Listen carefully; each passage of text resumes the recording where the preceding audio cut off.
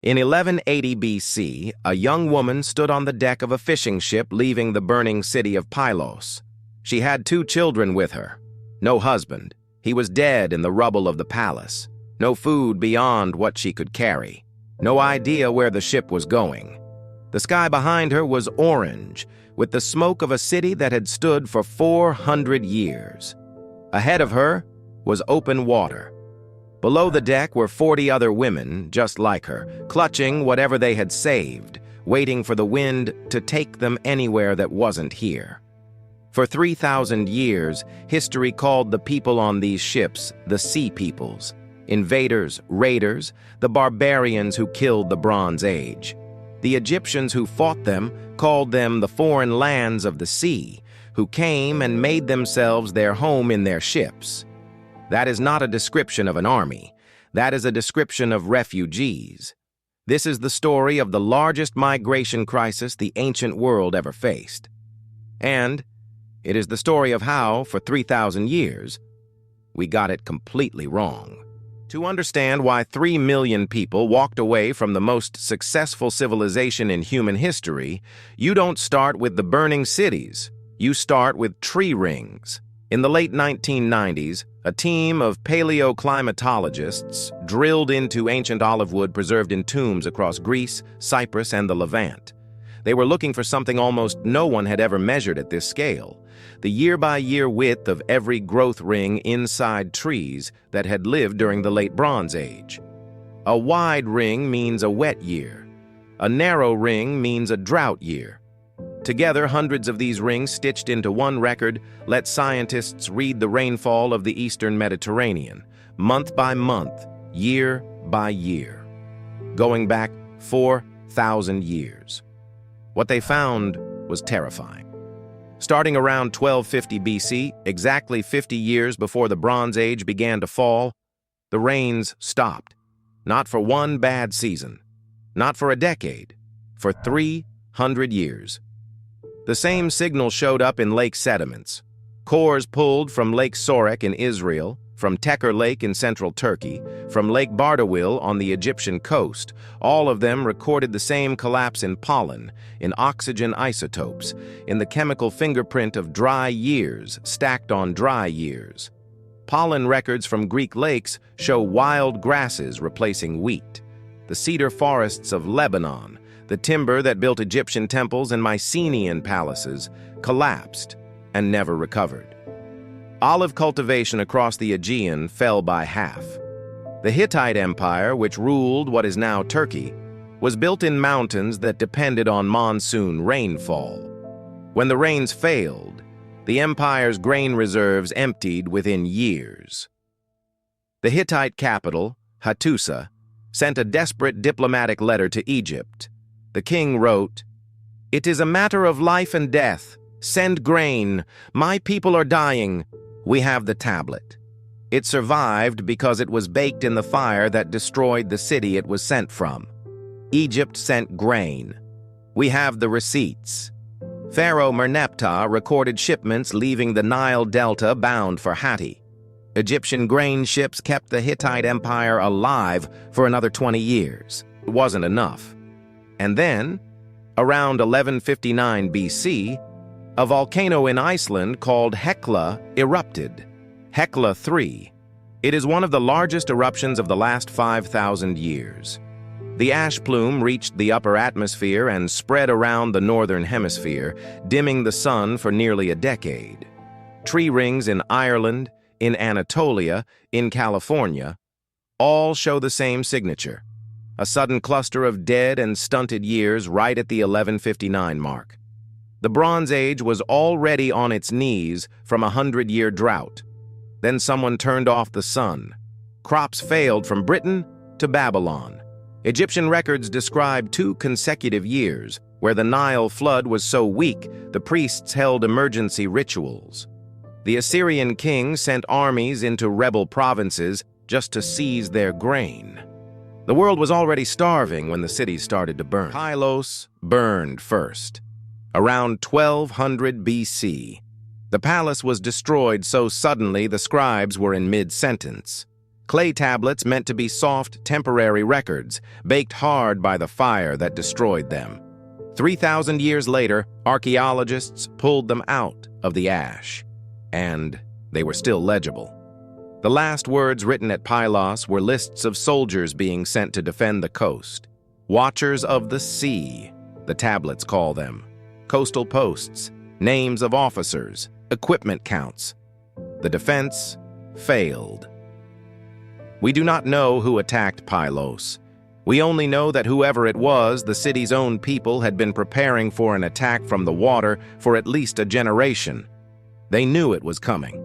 Within a generation of Pylos burning, every major Mycenaean city was destroyed. Mycenae itself, the city of Agamemnon, with walls so massive Greeks centuries later believed they had been built by giants, those walls were extended and reinforced just before the city fell. The defenders saw the threat coming. They built the walls higher. The walls did not save them. Tiryns burned, Thebes burned, Iolkos, Crisa. Across the Greek mainland, every palace center collapsed within 50 years of each other. Up the coast in Anatolia, Troy, the city Homer would write about, was destroyed twice in this period. The layer archaeologists call Troy 7A burned around 1280 BC. The next city built on the same hill, Troy 7B, was destroyed in turn. The Hittite Empire, the second great power of the Bronze Age, did not just collapse. It evacuated. When archaeologists excavated Hattusa, the capital, they found something almost unique in the ancient world. The city had been emptied before it was burned. Royal archives, treasures, sacred objects, all moved out. Then the city was deliberately set on fire by its own remaining inhabitants. The Hittite kings tried to save what they could. They failed. We do not know where they went. The survivors did the only thing starving people can do. They got on ships. But here's where the story becomes a tragedy. The Mycenaean refugees fled east, toward the Hittite Empire, toward Cyprus, toward Ugarit, hoping to find food. The Hittites were already starving, Cyprus was already burning, and Ugarit, the richest port in the world, the trading hub of the eastern Mediterranean, Ugarit was about to fall. In 1185 BC, the king of Ugarit, a young man named Amurapi, sat down to write to the king of Cyprus. "My father, the enemy ships are already here. They have set fire to my towns. The country is abandoned to itself. Our food in the threshing floors is burnt. Our vineyards are destroyed. My towns are ravaged. Know this, know this." The letter was never sent. The clay was still being baked in the oven when the city fell. Archaeologists found it 3,000 years later, still in the kiln. Ugarit burned to the ground. It was so completely destroyed that humanity forgot it existed for 3 millennia. The site was rediscovered by accident in 1928, when a peasant's plow struck a tomb roof. Beneath the ash layer at Ugarit, archaeologists found the bones of people who never made it out, clutching what they had been trying to save: jewelry, oil lamps, children. The destruction was so total that the city's 20,000 inhabitants effectively vanished from the historical record overnight. The refugees from Pylos didn't make it to Ugarit. The refugees from Ugarit added themselves to the wave already moving south, toward Egypt. Egypt is the only Bronze Age civilization that survived, and Egypt's pharaoh, Ramesses III, left us the only detailed picture of what was coming up the Nile Delta. He carved it onto the wall of his mortuary temple at Medinet Habu on the west bank of the Nile, near modern Luxor. The reliefs are still there today. Anyone can walk up and look at them. For 3,000 years, every history book described those carvings the same way. Sea people's warriors, feathered headdresses, round shields, an invasion fleet, Bronze Age Vikings descending on civilization. Look closer. The Egyptians carved the women, they carved the children, They carved the ox carts. They carved the cooking pots and the household goods. They carved oxen, pulling wagons piled with everything a family could save before fleeing. Bedding, jars, weaving looms, infants strapped to their mothers' backs. Walk along the wall and you can count them. Dozens of figures who are clearly not soldiers. Mothers shielding children, old men leaning on staves, cattle. This was not a war fleet. This was a migration, and the Egyptian inscription itself, the words Ramesses ordered carved into the same wall, alongside the scenes. The inscription is unambiguous. The hieroglyphs translate to, "They were coming forward toward Egypt, their hearts confident, full of their plans. They came with their wives and children. They had reached the land of the Tecer. They came to Egypt because the land had fled their feet. The land had fled their feet." That is a refugee description, not an invasion description. These weren't conquerors. They were people who had walked across a burning continent looking for a place where the rain still fell. The inscription names them by group: the Peliset, the Tecer, the Sherden, the Shekelesh, the Denyen, the Weshesh. Some of these names match places in Greece and Anatolia. Some match islands in the Aegean. The Sherden may have come from Sardinia, the Shekelesh from Sicily. They were not one people. They were a coalition of survivors from a dozen different shattered homelands who had been moving together for years, gathering more refugees as they went. By the time they reached the Nile Delta, they had been on the road for a generation.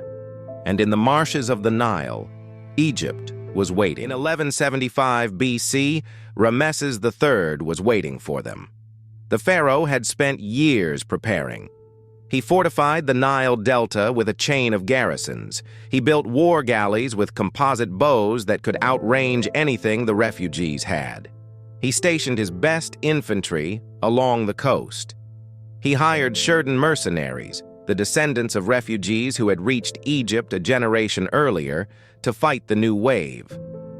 When the refugee fleet sailed into the eastern Nile Delta, exhausted, starving, with women and children on every ship, the Egyptians ambushed them in the shallow water. The pharaoh's strategy was perfect. The delta marshes were a maze of channels, sandbars, and reeds. Egyptian war galleys with shallow draft and trained crews could move through them at speed. The refugee ships, larger and packed with families and possessions, could not. Once inside the maze, they could not turn around. The Battle of the Delta, history calls it. Ramesses III's greatest victory. He inscribed it on his temple wall in triumph. Read the inscription. The net was prepared for them, to ensnare them. Those who entered into the river mouths were like birds caught in the meshes. The full flame was in front of them at the river mouths, while a stockade of lances surrounded them on the shore.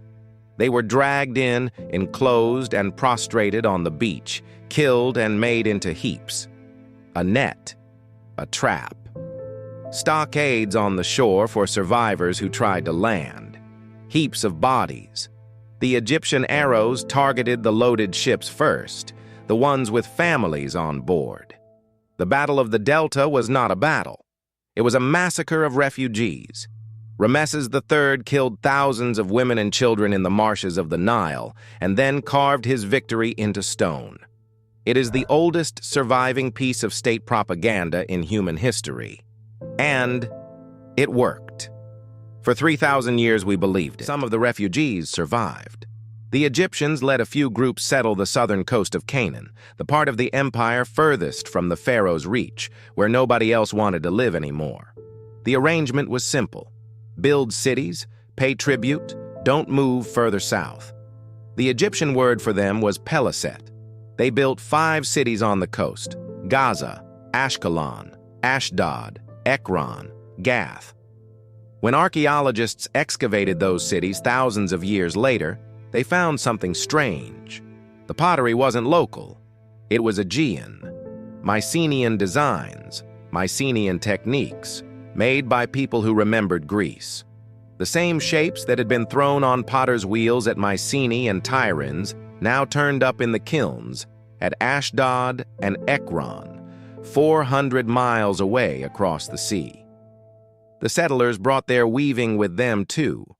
Aegean-style loom weights, distinctive cylindrical clay objects unknown anywhere in the Levant before this, appear in every Philistine layer. They brought their food.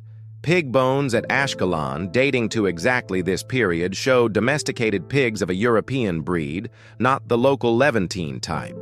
The settlers were eating the food they had grown up eating. In 2019, geneticists at the Max Planck Institute sequenced ancient DNA from skeletons buried at Ashkelon during the early Iron Age. The results were definitive.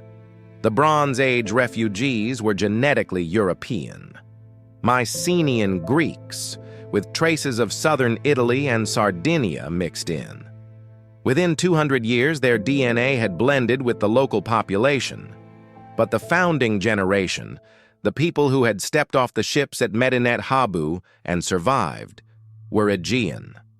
The Bible called them the Philistines, the villains of the Old Testament, the army that Samson fought, the champion that David killed with a sling.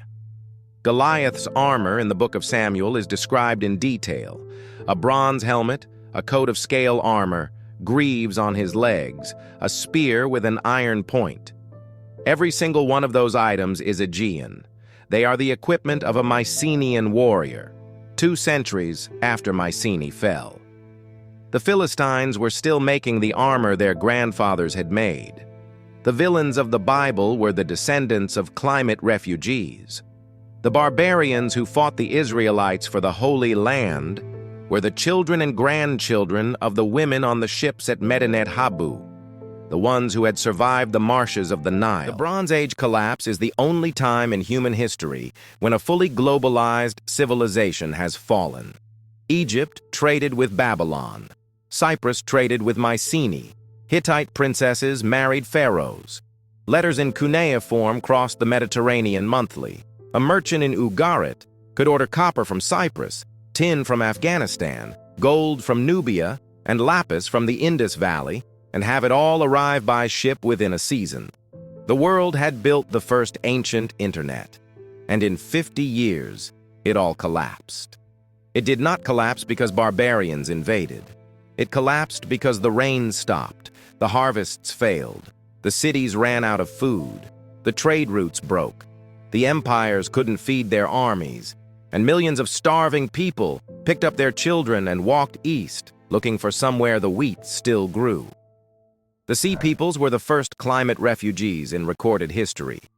They were also the first people in history to be blamed for a collapse they did not cause. The Bronze Age civilization didn't fall because of them. It fell on top of them. Between 2006 and 2010, Syria experienced the worst drought in 900 years. 1.5 million Syrian farmers were forced off their land. They moved into the cities. The cities had no jobs for them. By 2011, the country was at war. Climatologists who studied the drought traced it directly to global warming. Without the warming signal, the drought would have been bad. With the warming signal, it was unsurvivable. The wars that followed displaced 13 million people. They reached Greece in boats. They reached Italy in boats. They walked across the Balkans and into Germany. Europe called it a crisis. We are living through the warmest decade in human civilization. The Hittites starved at 0.5 degree of warming. We are at 1.5. The next collapse, if it comes, will not look like 1939. It will look like 1180 BC. It will be slow. It will be hot. And it will arrive on ships full of women and children looking for somewhere the rain still falls. We will probably call them invaders, too. You've got the basics down. Now it's time to level up. Tap the screen to see what's next.